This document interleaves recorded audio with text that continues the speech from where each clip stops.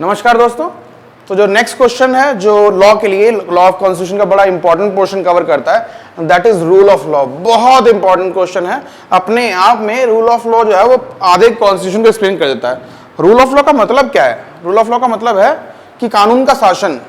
अगर दुनिया में कानून ना हो तो उस जगह पर सिर्फ और सिर्फ मोनार्की तो होगी, और जहां पर मोनार्की होगी वहां पर पितृपक्ष होगा, इंसान अपने आप में अपने आप को सत्ता संभालेगा अपनी। और जो ऐसी सत्ता होगी जहां पर मोनार्की होगी वो अपने किसी भी लॉज को लागू कर सकता है, चाहे वो सही हो या गलत हो। तो रूल ऑफ लॉ के बारे में पहले बात करते हैं।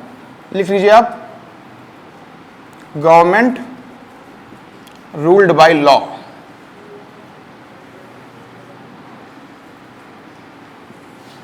गवर्नमेंट रूल्ड बाय लॉ, ये रूल ऑफ लॉ का मतलब है। एक सेइंग है, आपने शायद सुना हो, लेक्स इज रेक्स, और एक है रेक्स इज लेक्स। क्या मतलब होता है लेक्स इज रेक्स का? लेक्स इज रेक्स का मतलब है law is king, law is king, और इसका वाइस वर्सा अपोजिट कर दो, king is law, king is law. इन दोनों के अगर आपको एग्जांपल लेने हैं तो लेक्स इज रेक्स में आप लिख लो यूनाइटेड स्टेट्स, यूएस, और आप रेक्स इज लेक्स में लिख लो ब्रिटिश या ब्रिटेन लिख लो। इसका मतलब क्या है? अब लेक्स इज रेक्स का मतलब है लॉ इज किंग, यानी कि लॉ ही सुप्रीम है। लॉ ही डिसाइड करेगा कि कुछ होना है या कुछ नहीं होना है, कुछ आगे चीजें बढ़नी है या नहीं बढ़नी है, कानून में कोई संशोधन होगा या नहीं होगा। तो लेक्स इज रेक्स का मतलब हुआ लॉ इज किंग। अब यूएस में क्या है? यूएस में जो लॉ होता है उसी पे बेस्ड आगे की चीजें बनती हैं, यानी कि जो लॉ पहले से डिफाइंड है, कॉन्स्टिट्यूशन को पूरी तरह से फॉलो किया जाएगा और उसी पे आगे चीजें बनती रहेंगी। तो ये क्या हो गया? लेक्स इज रेक्स हो गया। रेक्स इज लेक्स का मतलब क्या है? King is law. यानी कि अगर आप जाएंगे ब्रिटेन में तो आप देखेंगे कि वहां के काउंसिल में जो भी एमपीज हैं, अगर एमपीज ने ये डिसाइड कर दिया कि हाँ भैया कोई अगर आंखें भी खोल दिया तो उसके बदले में उसकी आंखें निकाल ली जाएंगी, ये लॉ बनेगा। और अगर उन्होंने बोल दिया तो वो लॉ बन जाएगा। इसीलिए यहां पर कहा गया किंग इज लॉ, यानी कि जो बना रहे हैं लॉ को वही अपने आप में लॉ है। और यहां पर इसका जस्ट ऑपोजिट है, लॉ इज किंग। पहले लॉ को देखा जाएगा फिर उसके आगे की चीजें डिसाइड की जाएंगी, यहां पर उसका ऑपोजिट हो गया। Now the rule of law का जो कॉन्सेप्ट है ये पूरा जो है ब्रिटिश, सॉरी एक आपका फ्रेंच सेइंग है उससे लिया गया है, जिसको आप लिख सकते हो लॉ प्रिंसिपल डी लीगलाइट। ये बहुत इंपॉर्टेंट पोर्शन है, लॉ प्रिंसिपल डी लीगलाइट, जिसका मतलब होता है government is based on principles of law. Government is based on principles of law. अगर आप इंडिया में देखोगे तो आपको इंडिया में दिखेगा रूल ऑफ लॉ कहीं ना कहीं दिखता है। भाई जो लॉज हैं उन्हीं के बेसिस पे आगे इंडियन कॉन्स्टिट्यूशन को देखा गया, उससे लॉज बनाए गए। अगर इंडियन कॉन्स्टिट्यूशन को फॉलो नहीं हो रहा है कोई लॉ तो वो लॉ माना नहीं जाएगा। मान लीजिए अपने इंडिया में एक लॉ निकाल दिया जाए कि कोई भी इंसान जो किसी को टच कर रहा है उसका हाथ काट दिया जाए, क्या ये लॉ बन पाएगा? क्योंकि ये इंडियन कॉन्स्टिट्यूशन को ओवर पावर कर देगा, इसलिए लॉ नहीं बन सकता है। तो कहीं ना कहीं ये तो बोल सकते हैं कि लेक्स इज रेक्स जो है उसका एक एग्जाम्पल इंडिया भी हो सकता है, लेकिन पूर्णतया नहीं है। It's not 100% lex is rex example. India is not a pure example of lex is rex. उसका रीजन क्या है? क्योंकि कुछ एक्सेप्शंस भी हैं इसके। क्या एक्सेप्शंस हैं जरा देखते हैं। एक्सेप्शंस, पार्लियामेंट्री प्रिविलेजेस,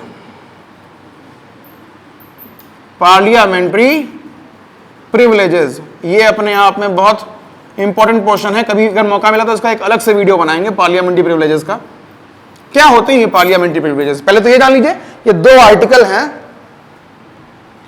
एक आर्टिकल 105 और एक आर्टिकल 194। दो जगह डिफाइंड है इंडियन कॉन्स्टिट्यूशन में। आर्टिकल 105 में एमपीज के लिए है, यानी कि जो लोकसभा और राज्यसभा वाले हैं, और यहां पर जो डिफाइंड है वो है एमएलएज के लिए, यानी कि जो विधानसभा और विधान परिषद में है। तो क्या है ये पार्लियामेंट्री प्रिविलेजेस? जब भी कोई सदन का सत्र चल रहा होगा, मान लीजिए लोकसभा का कहीं रन कर रही है और कोई ऐसा इंसान अंदर बैठा हुआ है जो अपराधी है, जिसने कत्ल किया है, तो without the permission of the supreme of that Lok Sabha और Rajya Sabha you can not arrest him. ये अपने आप में क्या है? प्रिविलेज ही तो है। और जब हम बात कर रहे हैं रूल ऑफ लॉ की, जो ये खुद कहता है कि कानून सबके लिए एक बराबर है, तो फिर इनके लिए पार्लियामेंट्री प्रिविलेजेस का प्रोविजन क्यों रखा गया? भाई जब कानून एक बराबर है, तो चाहे मैं हूं, चाहे कोई दूसरा हो, या फिर कोई क्या बोलते हैं एमपी हो या एमएलए हो, जब हम ये बोलते हैं कि राष्ट्रपति भी उसी कॉन्स्टिट्यूशन को फॉलो करता है, तो ये आर्टिकल 105 और आर्टिकल 194 का प्रोविजन रखने का कोई मतलब बनता नहीं है। इसीलिए हम कह सकते हैं कि ये क्या है, अपने आप में एक एक्सेप्शन है। तो रूल ऑफ लॉ में हमने क्या जाना कि गवर्नमेंट रूल्ड बाय लॉ, इसका मतलब होता है दो चीजें, लेक्स इज रेक्स यानी कि law is king, rex is lex यानी कि किंग इज लॉ। और इसका एग्जांपल देख लिया आपने, लेक्स इज रेक्स का यूएस हो गया, रेक्स इज लेक्स का ब्रिटेन हो गया। इंडिया को दोनों के मिड का बोल सकते हो आप, क्योंकि कुछ एक्सेप्शंस यहां पर दे रखे हैं। इसका एक प्रिंसिपल बड़ा इंपॉर्टेंट है, ला प्रिंसिपल डी लीगल राइट। ये एक फ्रेंच सेइंग है, लिख लो आप इसको भी। ये एक फ्रेंच सेइंग है जिसका मतलब क्या होता है, government is based on principles of law. तो हमने ये भी जान लिया कि इसका मतलब क्या है, कहां से लिया गया है और इंडिया में इसके प्रोविजंस क्या हैं, और क्यों कह सकते हैं कि इंडिया में पूर्णतया लेक्स इज रेक्स यानी कि रूल ऑफ लॉ का शासन नहीं है। एक केस लॉज है, वो भी इंपॉर्टेंट है, आप वो लिख लो बस, उसके बाद और कुछ नहीं करना है। केस लॉ में आप लिख लो Maneka Gandhi versus government of India, GOI। इसमें क्या हुआ था, मनेका गांधी जो है, उनका पासपोर्ट था वो गवर्नमेंट ऑफ इंडिया ने जब्त कर लिया था, और मनेका गांधी ने कहा कि ये राइट टू प्राइवेसी है भाई, मुझे ये राइट है कि अपने पासपोर्ट में यूज करके कहीं भी ट्रेवल कर सकती हूं, तो मेरा पासपोर्ट क्यों जब्त कर लिया गया? तो उससे बताया गया, जब वहां पर उन्होंने केस किया, तो जो आपका वो था सुप्रीम कोर्ट था, उसने कहा कि रूल ऑफ लॉ में शासन सबके लिए एक बराबर है। तो चाहे मनेका गांधी अगर अपने राइट्स की मांग कर रही हैं, तो गवर्नमेंट ऑफ इंडिया बपौती नहीं चढ़ सकता कि नहीं भैया हम नहीं वापस करेंगे। तो एट लास्ट उनको पासपोर्ट वापस मिला। तो ये एक केस लॉ भी हो गया आपका।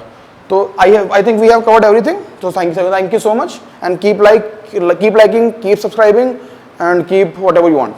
That's it.